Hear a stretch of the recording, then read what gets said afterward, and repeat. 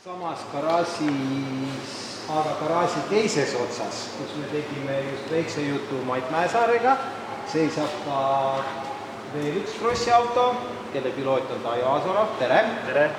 Räägime nüüd natuke sinuga juttu. No sa ilmselt Indeka taustajuttu natukene kuulsid, millest me rääkisime Maidil. Pigem mitte, ma toimetasin näiteks. Okei. No sina, kui ma nüüd õieti mäletan, vist esikolmikusse ei mahtunud eelmine aasta. 4. olid, jah. Olid 4. Palju sul punkte üldse puudu jäi? On sul meeles? Isegi ei tea. Mul see hooaja algus läks siuke oma pisivigade taha jäi see üritus. Siin sai roolivõim peale pandud, see mitusõitu läks rindanahka. Ei pannud tähele, et üks väike krantsteinikene hoidis natukene viltu ja sinna jõudsime alles helile kasalemas peale teist poolfinaali ja finaaliks sai alles jooksma pärast seda, et või on nagu toiminud. No aga pool hooaega oli juba sõidetud ja neid kaotatud punkte oli suht raske tagasi teenida. Ja siin Hinsal tuli katkestus, Kaasi Kross ainult Hinsal.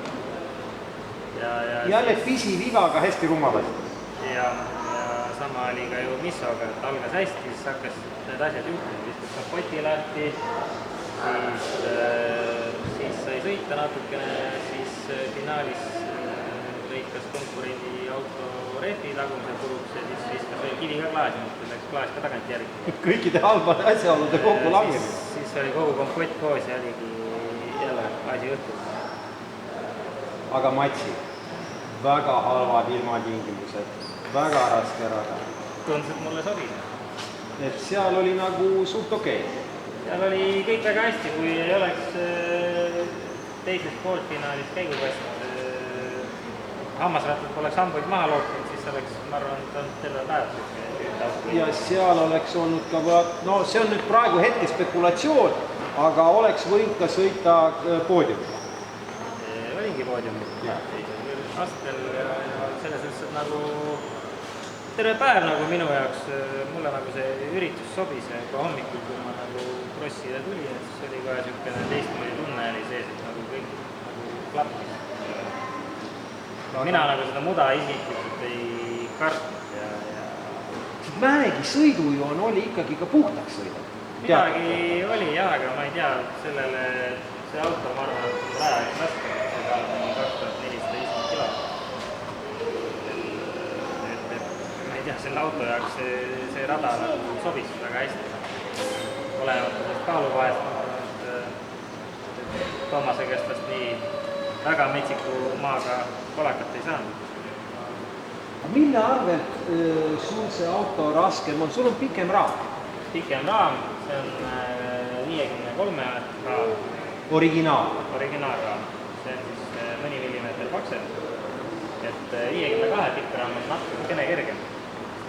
Ja siis nüüd see üks esimesi veokaid, mis see näitas siis selle garaaži. Et siis tollel ajal torustiku saamisega oli nagu oli, et mul on kogu kasta näitud peakaaret torustikku suurest jämedast raskest torust. Aga kas mõtet ei olnud nüüd muuta raami ja teha autot kergemaks? No see mõte on ikka peas, selles suhtes, et uus raamgi on juba olemas, füüsiliselt nii? Füüsiliselt olemas, füüsiliselt ka ette valmistatud, et see ootab nagu sildade allapanekut. Kabiin seisab siin, väljas ootab puhtast pesemist, ülekeeritamist ja need peakaar on seal. See on lausa näha, jah? Ja, et kõik asjad on olemas, aga kuna need ajad on hetkeni segased, et tulid need igasugused koroonad ja asjad peale ja siis jätsi selle projekti hetkel pooleli, et ei julge nagu liiga... Sa ei julge lubada, et sa jõuad selle auto isegi selle hooaja lõpuks uue auto valmis? Ei ole isegi plaanis kindlasti mitte, et võib-olla kui uueks hooajaks midagi... Ehk 2021? Pigem jah, aga vaatab jah, kus need ajad nagu siin üle lähevad, et ei julge nagu... Veksleid välja käib? Jah, et ei julge raha investeerida ega, sest ma ei tea, kui vaata ennustakse teist lainet või mis iganes tuleb.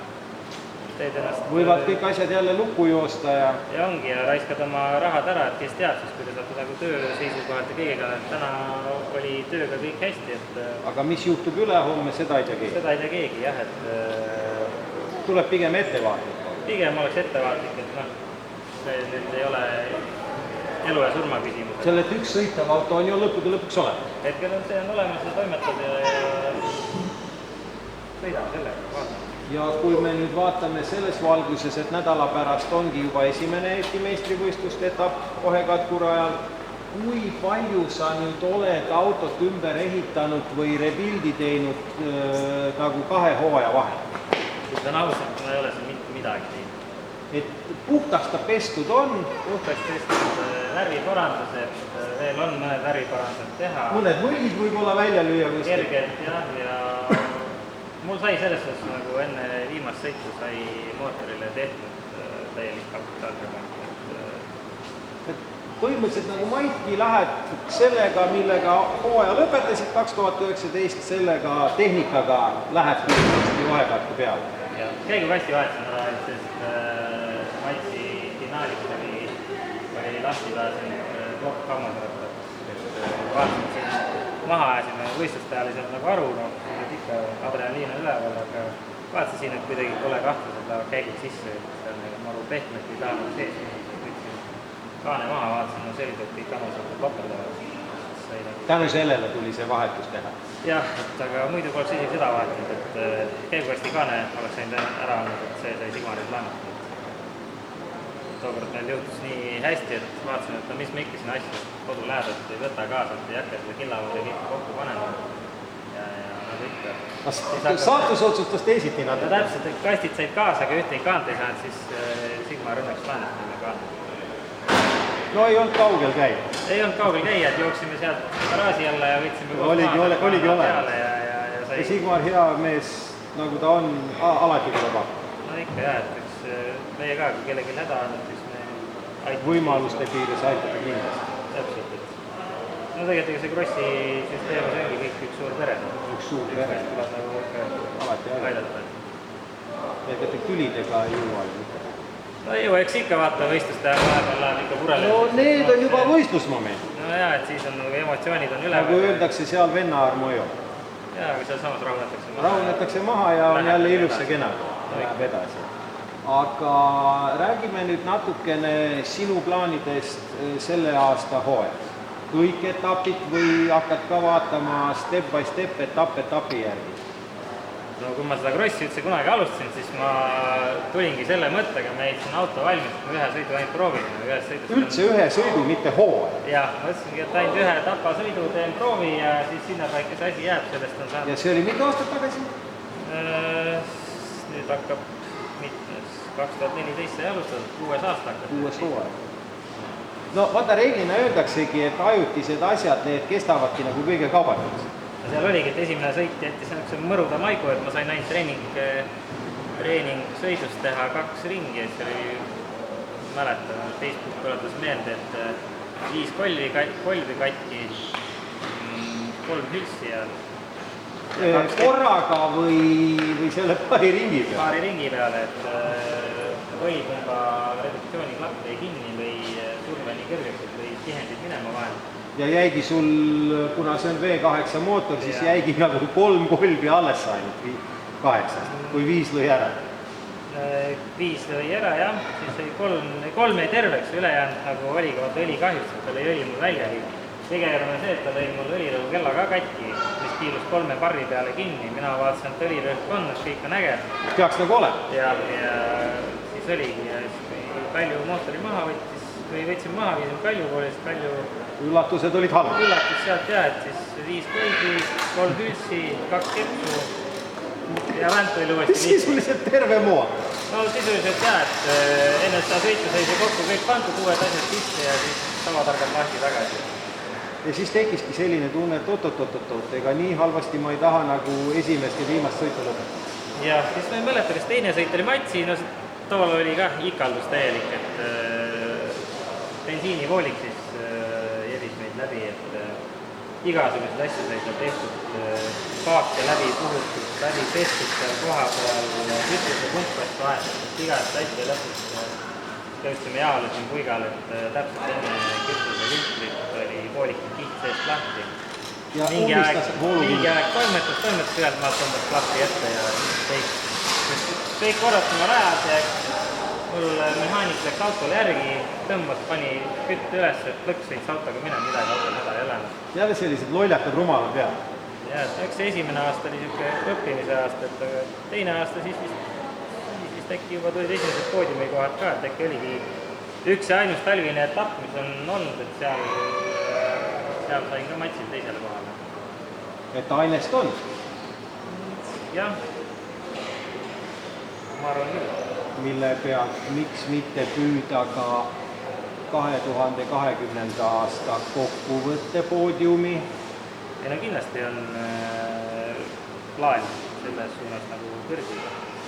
Kuigi sellised kurjad nimed nagu Mait Maesaar ja Toomas Repp on seal ees. Kindlasti, jah. Aga ma usun, et nende vastu on ka mõnigi rohi kunagi olemas. Kindlasti. Elame näeme, see on tehnikasport, et siin Tuleb üritada? Tuleb minna, proovida. Pildis püsida? Täpselt, et ega Garaažial istumisega ei saavutada mitte midagi? seda kindlasti ja see ka, et kui ma nüüd siin rusikaga vastu rinda tahan, et ma nüüd sõidan, et poisid, ärge tulgegi. Panen kõik hommikusöögiks nahka, see ei vii siin mitte kuhu. See elu on näidanud, et need, kes sedamoodi talitavad, et siis kuhugi ei ole ka jõudnud, et see on nagu karma või saatus. Liigne uhkus ajab upakile nagu näidanud. Aga loodame, et hooaeg algab hästi. Loodame, et täiesti tundmatu rada minu See on sinule üldse esimene kord elus seal startida, Kohekatus? Jah, pole isegi kunagi käinud. Isegi sa ei ole seda rada näinud kõrval? Ei ole mitte midagi teist. Ah, selle võrra põnevam? Kindlasti jah, pean vaatama, mis saab. Loodame, et selliseid rumalaid pisivigu ei tule. Ma loodan ise ka, et meelest on nüüd lahti saadud ja just nagu sa siin mõni sekund tagasi rääkisid, et käega rusikaga rindu lööma ei lähe. Ei. Võtad nagu rahulikult, mõistlikult ja miks mitte tulla aasta kokkuvõttes juba ka absoluudipoodiumile? Miks mitte, jah. Meie ralli.ee poolt loodame sama, soovime õnne ja täname intervjuud. Tänan.